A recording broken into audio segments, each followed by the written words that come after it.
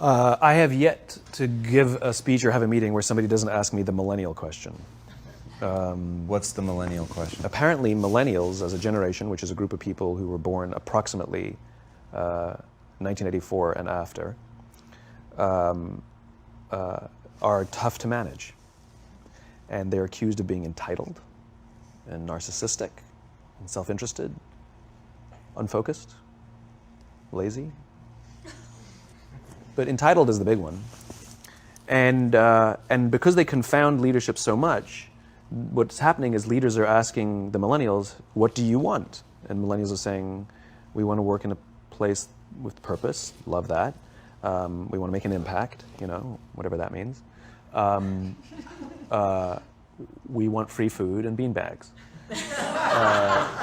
And so somebody articulates some sort of purpose, there's lots of free food and there's beanbags, and yet for some reason they're still not happy. And that's because they're missing, there's a missing piece. What I've learned is that I can break it down into 4 pieces, right? There are four things, 4 characteristics. One is parenting, the other one is technology, the third is impatience, and the fourth is environment. The generation that we call the millennials, too many of them grew up subject to, not my words, failed parenting strategies, where, for example, they were told that they were special all the time. They were told that they could have anything they want in life, just because they want it, right? They were told, some of them got into honors classes, not because they deserved it, but because their parents complained. And some of them got A's, not because they earned them, but because the teachers didn't want to deal with the parents. Some kids got participation medals. You got a medal for coming in last, right? Which the science we know is pretty clear, which is it devalues the medal and the reward for those who actually work hard. And it actually makes the person who comes in last feel embarrassed because they know they didn't deserve it. So it actually makes them feel worse, right? So you take this group of people and they graduate school and they get a job, and they're thrust into the real world, and in an instant, they find out they're not special, their moms can't get them a promotion, that you get nothing for coming in last, and by the way, you can't just have it because you want it, right? And in an instant, their entire self-image is shattered. And so you have an entire generation that's growing up with lower self-esteem than previous generations.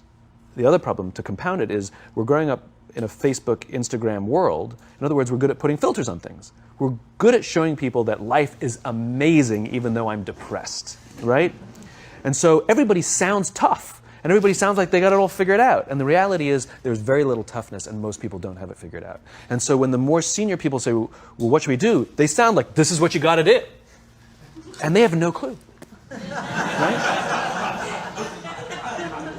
So you have an entire generation growing up with lower self-esteem than previous generations, right? Through no fault of their own. Through no fault of their own, right? They were dealt a bad hand, right? Now let's add in technology. We know that engagement with social media and our cell phones releases a chemical called dopamine. That's why when you get a text, it feels good, right? So, we've all had it where you're feeling a little bit down or feeling a bit lonely, and so you send out 10 texts to 10 friends, hi, hi, hi, hi, hi, because it feels good when you get a response, right? Right? It's why we count the likes. It's why we go back 10 times to see if my Instagram is growing slower, did I do something wrong? Do they not like me anymore, right? The trauma for young kids to be unfriended, right? Because we know when you get a hit of dopamine, which feels good. It's why we like it. It's why we keep going back to it. Dopamine is the exact same chemical that makes us feel good when we smoke, when we drink, and when we gamble. In other words, it's highly, highly addictive. Right? We have age restrictions on smoking, gambling, and alcohol, and we have no age restrictions on social media and cell phones, which is the equivalent of opening up the liquor cabinet and saying to our teenagers, hey, by the way, this adolescence thing, if it gets you down. But that's basically what's happening. That's basically what's happening, right? That's basically what happened. You have an entire generation that has access to an addictive, numbing chemical called dopamine through social media and cell phones as they're going through the high stress of adolescence. Why is this important? Almost every alcoholic discovered alcohol when they were teenagers. When we're very, very young, the only approval we need is the approval of our parents. And as we go through adolescence, we make this transition where we now need the approval of our peers. Very frustrating for our parents, very important for us. It allows us to acculturate outside of our immediate families into the broader tribe, right? It's a highly, highly stressful and anxious period of our lives, and we're supposed to learn to rely on our friends. Some people, quite by accident, discover alcohol and numbing effects of dopamine to help them cope with the stresses and anxieties of adolescence. Unfortunately, that becomes hardwired in their brains, and for the rest of their lives, when they suffer significant stress, they will not turn to a person, they will turn to the bottle. Social stress, financial stress, career stress, that's pretty much the primary reasons why an alcoholic drinks, right? What's happening is, because we're allowing unfettered access to these dopamine-producing devices and media, basically it's becoming hardwired, and what we're seeing is, as they grow older, too many kids don't know how to form deep, meaningful relationships. Their words, not mine. They will admit that many of their friendships are superficial. They will admit that their friends, that they don't count on their friends, they don't rely on their friends, they have fun with their friends, but they also know that their friends will cancel on them if something better comes along. Deep, meaningful relationships are not there because they never practice the skill set, and worse, they don't have the coping mechanisms to deal with stress. So when significant stress starts to show up in their lives, they're not turning to a person, they're turning to a device, they're turning to social media, they're turning to these things which offer temporary relief. We know, the science is clear, we know that people who spend more time on Facebook suffer higher rates of depression than people who spend less time on Facebook, right? These things balanced. Alcohol is not bad, too much alcohol is bad. Gambling is fun, too much gambling is dangerous, right? There's nothing wrong with social media and cell phones. It's the imbalance, right? If you're sitting at dinner with your friends and you're texting somebody who's not there, that's a problem. That's an addiction. If you're sitting in a meeting with people you're supposed to be listening to and speaking, and you put your phone on the table, face up or face down, I don't care, that sends a subconscious message to the room that you're just not that important to me right now, right?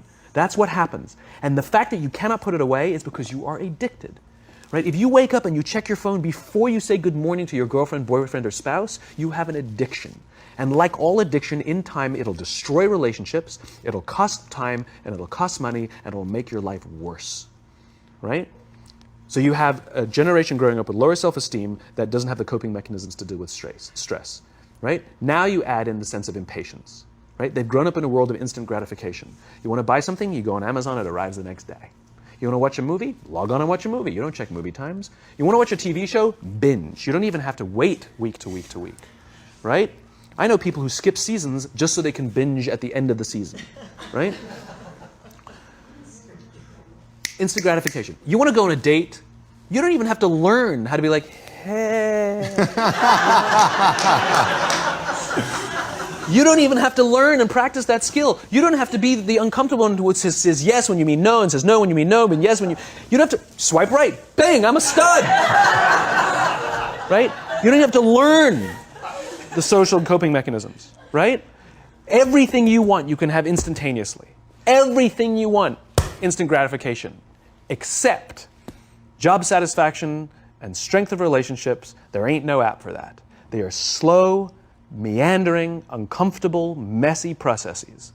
And so I keep meeting these wonderful, fantastic, idealistic, hardworking, smart kids. They've just graduated school. They're in their entry-level job. And I sit down with them and I go, how's it going? They go, I think I'm going to quit.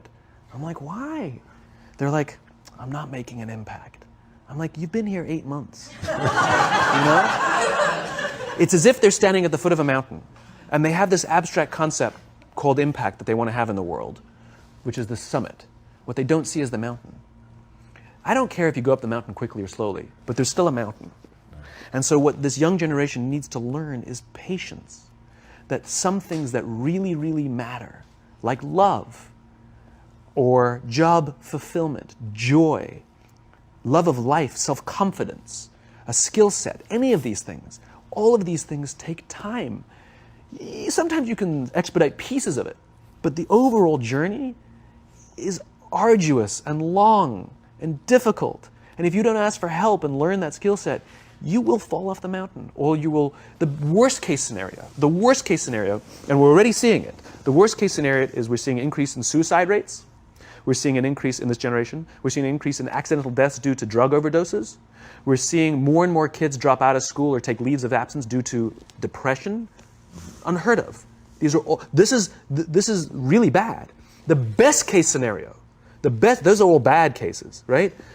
The best case scenario is you'll have an entire population growing up and going through life and just never really finding joy. They'll never really find deep fulfillment in work or in life. They'll just waft through life and it'll be just, it's fine. How's your job? It's fine. The same as yesterday. How's your relationship? It's fine. Like that's the best case scenario. Which leads me to the fourth point, which is environment. Which is we're taking this amazing group of young, fantastic kids who were just dealt a bad hand. It's no fault of their own. And we put them in corporate environments that care more about the numbers than they do about the kids. They care more about the short-term gains than the long-term life of this young human being. We care more about the year than the lifetime, right? And so we are putting them in corporate environments that aren't helping them build their confidence, that aren't helping them learn the skills of cooperation, that aren't helping them overcome the challenges of a digital world and finding more balance, that isn't helping them overcome the need to have instant gratification and teach them the joys and impact and the fulfillment you get from working hard on something for a long time that cannot be done in a month or even in a year. And so we're thrusting to them in corporate environments, and the worst part about it is they think it's them. They blame themselves. They think it's them who can't deal. And so it makes it all worse. It's not. I'm here to tell them it's not them. It's the corporations. It's the corporate environments. It's the total lack of good leadership in our world today that is making them feel the way they do. They were dealt a bad hand, and I hate to say it, but it's the company's responsibility. Sucks to be you. Like, we have no choice, right?